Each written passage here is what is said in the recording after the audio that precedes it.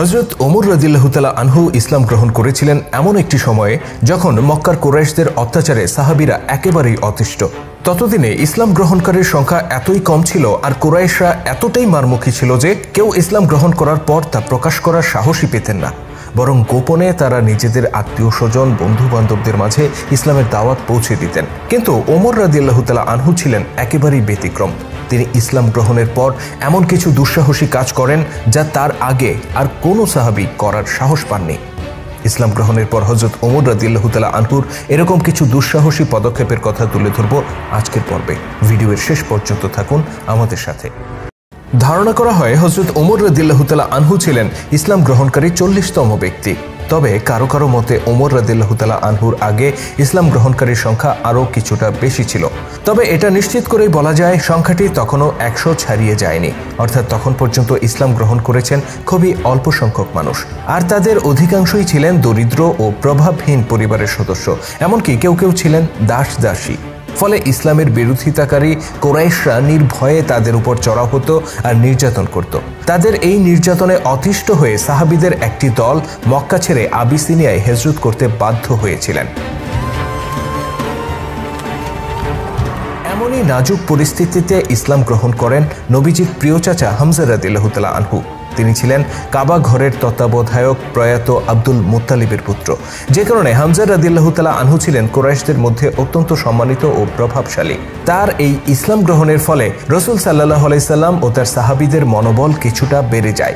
কিন্তু তাদের এই মনোবল পূর্ণতা পায় যখন হামজা রাদিয়াল্লাহু তাআলা আনহুর কয়েকদিন পরেই ওমর রাদিয়াল্লাহু তাআলা আনহু ইসলামের ছায়াতলে আসেন। ওমর ছিলেন এমন একজন মানুষ যাকে মক্কার কুরাইশরা অত্যন্ত সমীহ করে চলত। তিনি ছিলেন তৎকালীন আরবের গুটিকয় শিক্ষিত ব্যক্তির একজন। অন্যদিকে তিনি ছিলেন শক্তিশালী কুস্তিগির আর মল্লযোদ্ধা।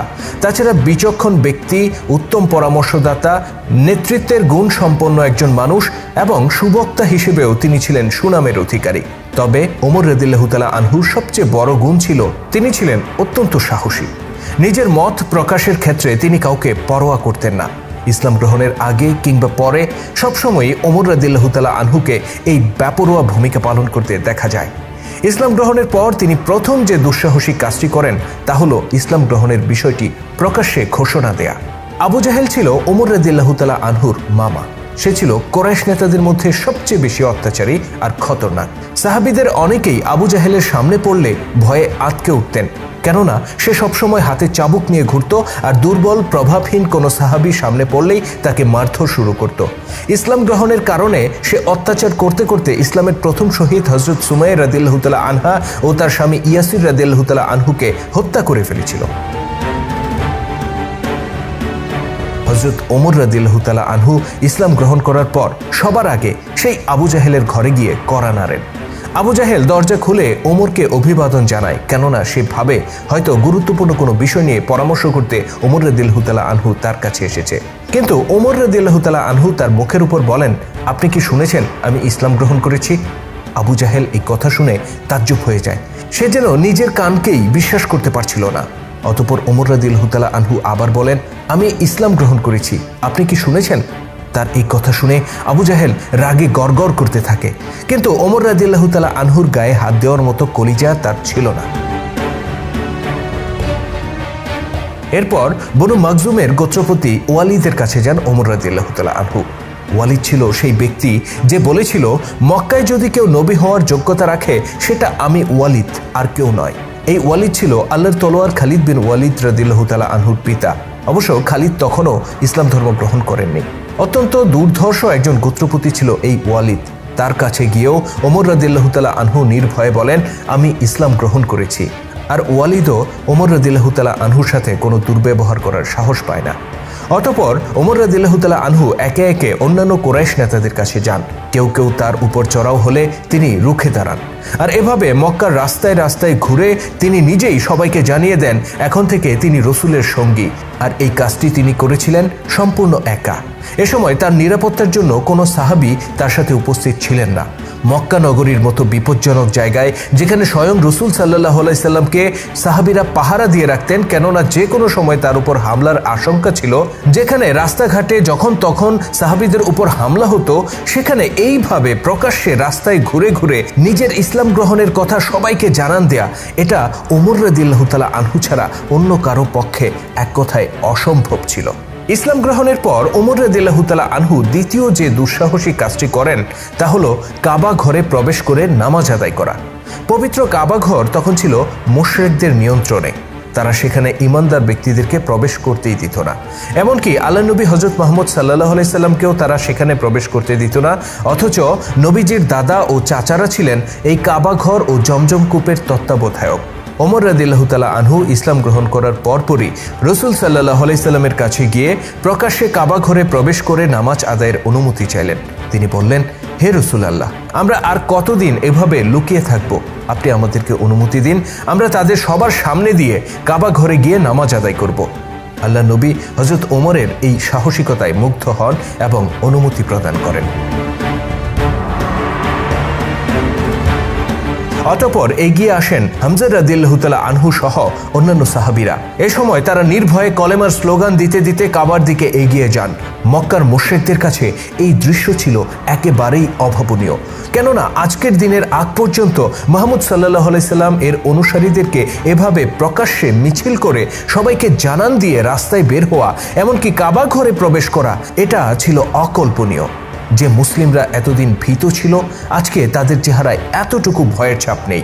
এই আমূল পরিবর্তনের পেছনে একদিকে ছিল আল্লাহ পাকের উপর ভরসা, অন্যদিকে ছিল ইসলামের ছায়াতলে হামজা রাদিয়াল্লাহু তাআলা আনহু ও ওমর রাদিয়াল্লাহু তাআলা আনহুর আগমন।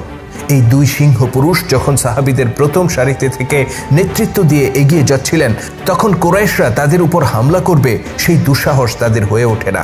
অবশ্য তারা কিছুটা সমস্যা তৈরি করার চেষ্টা করেছিল, তবে সেটা ধোপে টিকেনি।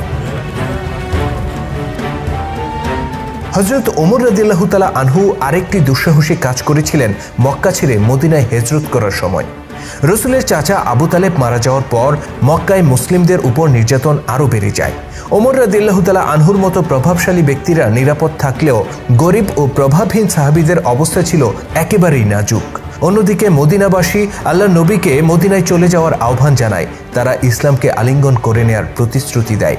রাসূল সাল্লাল্লাহু আলাইহি সাল্লাম নিজেও এমন একটা ভূখণ্ড চাচ্ছিলেন যেখানে নির্বিঘ্নে ইসলাম প্রচার করতে পারবেন। এই অবস্থায় তিনি সাহাবীদেরকে মদিনায় হিজরত করার নির্দেশ দেন। সাহাবীরা একে একে মদিনায় হিজরত করতে থাকেন, কিন্তু কুরাইশরা সাহাবীদের এই হিজরতের বিষয়টি ভালো চোখে দেখে না। তারা বুঝতে পারে মুসলিমরা মদিনায় চলে গেলে সেখানে তারা শক্তিশালী হয়ে উঠবে, যেটা হবে মক্কার জন্য বিরাট এক হুমকি। তাই কোনো সাহাবী মদিনায় চলে যেতে চাইলেই কুরাইশরা তাকে বাধা দিত আর তার হাত পা বেঁধে ঘরে ফেলে রাখত, যে কারণে অধিকাংশ সাহাবী গোপনে রাতের অন্ধকারে হিজরতের উদ্দেশ্যে বের হয়ে পড়তেন। এভাবে চুপি চুপি চলছিল হিজরত পর্ব। কিন্তু ওমর রাদিয়াল্লাহু তাআলা আনহু ছিলেন ব্যতিক্রম। তিনি লুকিয়ে মক্কা ছেড়ে পালানোর পাত্র ছিলেন না। তিনি কুরাইশদেরকে থোড়াই কেয়ার করতেন। বেপরোয়া ওমর রাদিয়াল্লাহু তাআলা আনহু প্রকাশ্যে হিজরতের আয়োজন সম্পন্ন করেন এবং কাবা ঘর তাওয়াফ করেন। অতঃপর যেখানে কুরাইশ নেতারা পরস্পরের সাথে পরামর্শ করত, সেখানে গিয়ে তিনি তাদেরকে চ্যালেঞ্জ করে বলেন, আমি মদিনায় চলে যাচ্ছি। কেউ যদি নিজের মায়ের বুক খালি করতে চায়, সে যেন এই উপত্যকার ওই প্রান্তে আমার মুখোমুখি হয়। এই কথা বলে তিনি রওনা হয়ে যান। কিন্তু কুরাইশদের মধ্যে এমন কোনো বাপের বেটা ছিল না যে ওমর রাদিয়াল্লাহু তাআলা আনহুর সাথে পাঙ্গা নেবে।